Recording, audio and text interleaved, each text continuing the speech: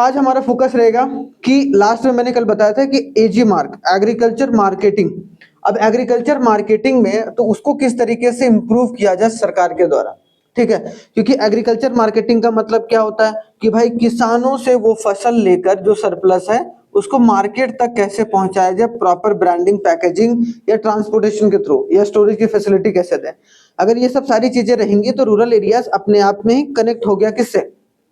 हम लोग दो चीज बोलते हैं कि इंडिया जो है ना वो दो पार्ट में बटा हुआ है। एक तो भाई हमारा भारत को जनरली सिग्निफाई किया जाता है रूरल एरिया से, और एक है इंडिया जो अंग्रेजी नाम जिसको बोलते हैं इंडिया इन द सेंस की जो टाउन वाला एरिया है।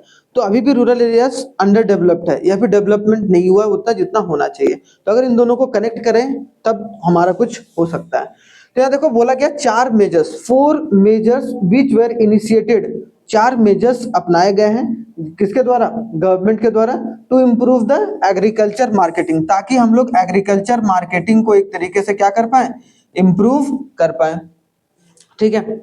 सबसे पहला है रेगुलेशन ऑफ मार्केट। अब देखो रेगुलेशन ऑफ मार्केट का मतलब क्या है, regulated market have been established where a sales and purchase of produce is monitored by the market committee. याद रखना, जैसे कि आप देखो हर एक गांव कस्बे में या फिर टाउन के लेवल पर एक जो है वो सब्जी मंडी लगती है कि नहीं, बड़ी सब्जी मंडी रहती है, देहरादून में भी है। सेम उसी तरीके से, हाँ आईएसबीटी के पास सेम उसी तरीके से सारे एरियाज में एक सब्जी मंडी रहेगी जो कि प्रॉपर सरकार जो है वहां की संचालित करके चलेगी, मतलब प्रॉपर देख रेख करके चलेगी। मतलब कौन देख के चलेगा, मार्केटिंग या फिर मार्केट कमेटी, जिसमें क्या होंगे भाई, सरकार के आदमी होंगे, फार्मर्स होंगे, जो बड़े बड़े फार्मर्स होंगे या छोटे मोटे फार्मर्स उनको भी इंक्लूड किया जाएगा, और जो ट्रेडर्स मतलब जो सामान का एक्सपोर्ट इंपोर्ट करते हैं या फिर एक स्टेट से दूसरे स्टेट जो बेचते हैं, ठीक है। तो वो एक तरीके से मतलब ऐसा मार्केट होगा जहां पर प्राइस वगैरह जो होगा अपने हिसाब से लोग ना तय करके मार्केट के डिमांड एंड सप्लाई के हिसाब से प्राइस को वहां पर तय किया जा रहा है।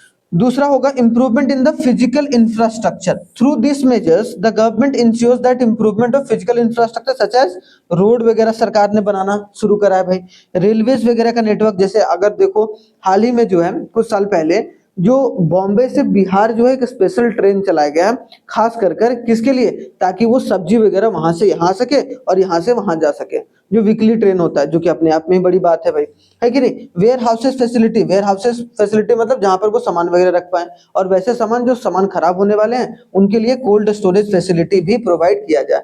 तो मतलब फिजिकल इंफ्रास्ट्रक्चर भी ठीक हो पाए, ताकि जो फार्मर से मान लो कि कहीं पर अगर एक अपना बना रहा तो कितना कॉस्टिंग है, और दूसरा है कि भाई सरकारी गोडाउन या सरकारी कोल्ड स्टोरेज में जाकर हम रख रहे हैं सामान को। अब हमने 5 क्विंटल गेहूं रखना है, अब खराब है, मुझे अगले साल बेचना है मान लो, तो हमने जाकर वहां पर रख दिया अपना रजिस्ट्रेशन करा के, आधार कार्ड वगैरह पैन कार्ड वगैरह देके, तो उससे क्या होगा, आराम से चीजें चल सकती हैं। तो ये काम सरकार ने करा है। तीसरा काम ये करा है कोऑपरेटिव मार्केटिंग। कोऑपरेटिव मार्केटिंग का मतलब government encourages the farmer to form the producer marketing cooperative society.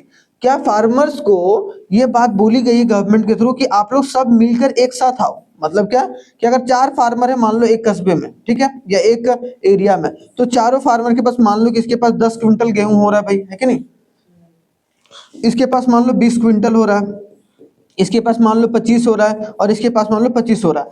तो अगर सब लोग अलग अलग ले जाएंगे तो सबके लिए अलग अलग कॉस्ट लगेगा। लेकिन क्यों ना ये लोग साथ में मिलकर एक कोऑपरेटिव जो है वो सोसाइटी बना लें, ठीक है, और एक कॉपरेट कर कर ये लोग जो है एक ही बार माल को जाकर बेचें या फिर फार्मिंग एक साथ करें। इसका मतलब क्या हो गया भाई, 30 हो गया इधर और 50, मतलब 80 क्विंटल एक साथ ही ले जाओ भाई, ताकि और सब में कॉस्ट डिस्ट्रीब्यूट कर दो, तो क्या होगा, सबके लिए आसान हो जाएगा। जैसे मान लो कि एक होता है कि अपने अपने बाइक से लोग जा रहे हैं मार्केट, तो क्या हो रहा है, सबका पेट्रोल जा रहा है। एक है कि एक ही बाइक पर 2 आदमी जा रहा है, तो इसका मतलब जो एक एक्स्ट्रा बाइक जा रहा है उसका पेट्रोल तो बचेगा ना, उसका तो एनर्जी बचेगा।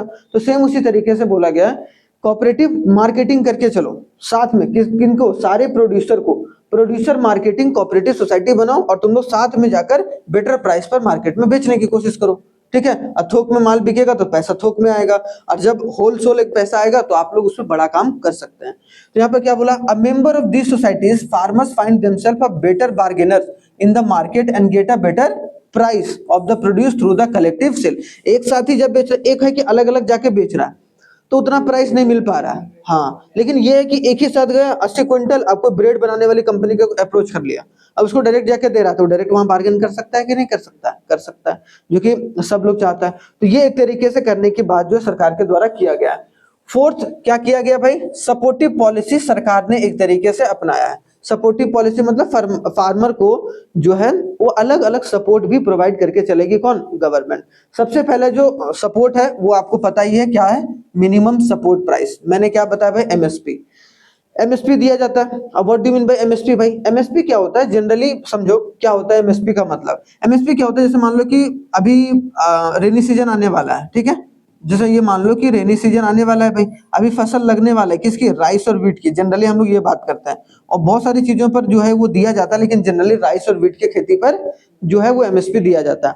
सरकार ने बोला फसल लगाने से पहले कि भाई हम जो है वो 2000 या 2000 रुपया पर क्विंटल जो है वो आपकी गेहूं को खरीदेंगे। वैसे जनरली बहुत ज्यादा हाई होता है, ठीक है। तो जो मार्केट रेट में अभी है, जो मार्केट रेट में अभी चावल या गेहूं बिक रहा है जिस रेट पर, उस रेट से हाई जो है सरकार ने पहले तय करके रख दिया। मार्केट में मान लो कि 1500 रुपया में अभी पर क्विंटल जो है वो गेहूं बिक रहा है, तो सरकार ने बोला कि हम 2000 रुपया देंगे, आप लोग लगाइए।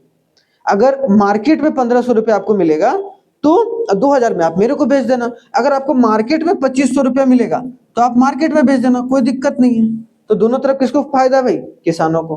तो एक एमएसपी होता है, एक मिनिमम सपोर्ट प्राइस होता है, जो फार्मर्स कोई भी फसल लगाते हैं या जो भी एमएसपी के दायरे में आता है उन पर उनको एक तरीके से आश्वासन रहता है, या फिर एक बोझ हल्का हो जाता है कि भाई आपको कुछ ना कुछ, या फिर एक जो मिनिमम अमाउंट है वो आपको मिलेगा मिलेगा। अगर आपको बाजार में कम मिल रहा है तो आप सरकार को बेचिए, और अगर आपको बाजार में ज्यादा पैसा मिल रहा है तो बाजार में बेचिए, कोई दिक्कत नहीं है। तो एमएसपी ये है, ठीक है। तो यहाँ क्या है, एमएसपी इज द एश्योरेंस, एक एश्योरेंस है, एश्योर करता है to the farmers that a minimum price will be a fixed, fix कर दिया गया सरकार के द्वारा कि हम आपको ये इतना पैसा देकर जो है वो चीजों को खरीदेंगे, अगर बाजार नहीं खरीदेगा तो। मतलब क्या है, a minimum price will be fixed by the government to purchase the farmers produce, कि जो भी फार्मर का प्रोड्यूस होगा उसको एक मिनिमम कॉस्ट दे दिया गया, जो कि अपने आप में ही मैक्सिमम होता है, बाजार रेट से ज्यादा होता है, ठीक है। उस रेट पर हम आपके फसल को खरीदेंगे, ठीक है। This policy assured a minimum income, तो उससे क्या होता है भाई, एक कम से कम अगर कहीं नहीं बिकेगा तो उसका सरकार है, सरकार उनके चीजों को खरीदेगी। तो ये एक बात है।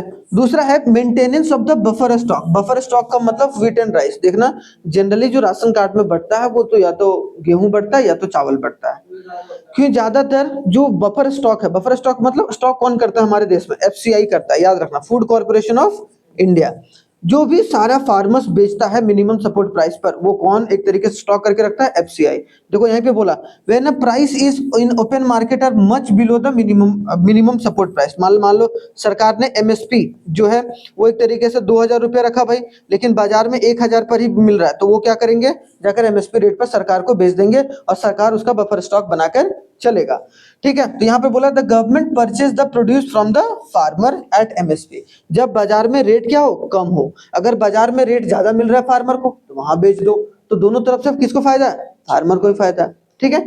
उसके बाद these purchase from the farmers are kept by, किसके द्वारा रखा जाता है, food corporation of India as a buffer stock, कि जब जरूरत पड़ेगा तो हम लोग उसके हिसाब से चीजों को निकालेंगे या फिर लोगों के बीच बांटने का जो काम करेंगे। खास करके क्या भाई, व्हीट और राइस, तो ये अपने आप में इंपॉर्टेंट है जो कि आपको समझकर चलना है।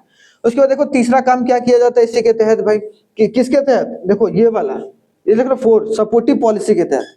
4 थे भाई, 3 हमने पहले पढ़ लिए, मार्केटिंग के तहत जो एग्रीकल्चर मार्केटिंग, चौथे में minimum support price, maintenance of buffer stock of wheat and rice, और distribution of food grains and sugar. देखो शुगर का भी देखना, शुगर भी एक तरीके से डिस्ट्रीब्यूट किया जाता है किसके थ्रू भाई, राशन कार्ड के थ्रू। हाँ, एफसीआई ही उसको प्रोक्योर करके चलता है। तो stock purchase by the government at MSP are used primarily for the PDS. PDS का मतलब पब्लिक डिस्ट्रीब्यूशन सिस्टम। अब पब्लिक डिस्ट्रीब्यूशन सिस्टम मतलब क्या, कि प्राइस ऑफ कौन, जो राशन कार्ड होल्डर रहते हैं, वो राशन कार्ड होल्डर वो लोग कहाँ जाते हैं भाई, पब्लिक जो प्राइस शॉप पर, फेयर प्राइस शॉप बोलते हैं उसको, जहां पर राशन बिकता है ना, जहां पर 1 रुपया किलो मिलता है वहां राशन, जहां पर सरकारी, हाँ 1 रुपया एक चावल, 1 रुपया, 1.5 रुपया, 2 रुपया अधिक से अधिक, तो वो 2 रुपये में चावल फेयर प्राइस शॉप जो सरकार के द्वारा पीडीएस सिस्टम के तहत। अब तुमको पूछेगा भाई सरकार कौन से सिस्टम के तहत बांटती है, तो पीडीएस, पब्लिक डिस्ट्रीब्यूशन सिस्टम, ठीक है। और इसके तहत जो है वो हर एक कस्बे में पॉपुलेशन के हिसाब से एक फेयर प्राइस शॉप खोले जाते हैं, जिस शॉप पर जो है वो बोला जाता है कि वहां जाकर आप अपना राशन कार्ड दिखाइए, वहां से आप राशन हाँ ले लीजिए। करणपुर में यहाँ भी है, इधर भी एक डालल वाला में भी है। ठीक है, तो ये चीजें हैं। और अपने आसपास आप लोग भी देखते होंगे कि राशन कार्ड के शॉप जो रहते हैं उसको हम लोग क्या बोलते हैं, फेयर प्राइस शॉप, जो कि 1 से 1.5 रुपया 2 रुपये में जो है अनाज वगैरह दिया जाता है।